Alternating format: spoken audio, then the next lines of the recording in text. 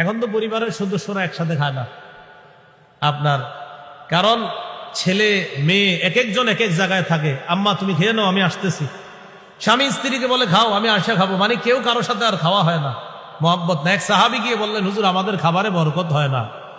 فقال رسول الله صلى الله عليه وسلم اجتمعوا على طعامكم, তোমরা তোমাদের খাবারের মধ্যে যখন খাবার খাও, ওই খাবারে একসাথে বসে খাবার খাইবা, ওই খাবারের মধ্যে আল্লাহর পক্ষ থেকে বরকত হবে।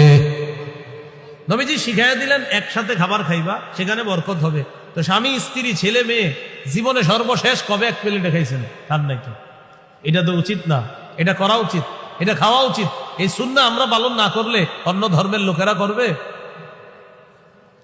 তাহলে বিসমিল্লাহ বলে খাওয়া, ডান হাতে খাওয়া, সামনে থেকে খাওয়া, পরিবারের সদস্যরা একসাথে খাওয়ার চেষ্টা করা, এটা শুধু তাবলিগে যেয়ে না, বরং ঘরেও এই সুন্নাহ আমরা বাস্তবায়ন করার চেষ্টা করা। আল্লাহ তৌফিক দান করেন।